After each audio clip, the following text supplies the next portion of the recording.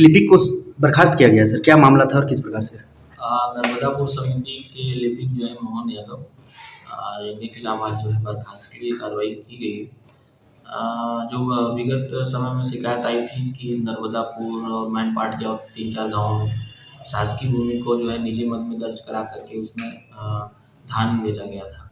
इसमें जांच कराई गई, तहसीलदार से जांच किया गया और जांच में सही पाया गया। तो अभी तक कुल 496 एकड़ भूमि को जो है वापस शासकीय कर दिया गया है। अब शासकीय करने के बाद आगे इसमें जांच ये की जा रही है कि इसमें किसने किसने धान बेचा और क्या-क्या इसमें गड़बड़ी हुई है।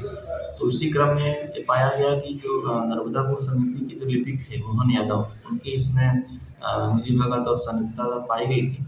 तो उस आधार पर इसमें जांच रिपोर्ट तैयार करके उनको बर्खास्त किया गया। और किन-किन पर कार्रवाई होने का चांस है सर इसमें इसमें? आगे और भी हम लोग लिस्टिंग कर रहे हैं, नाम निकाल रहे हैं। जिन्होंने भी शासकीय भूमि पर अवैध रूप से धान बेचा है या लोन लिया है, सबके खिलाफ हम लोग कार्रवाई करेंगे और एफआईआर भी करेंगे।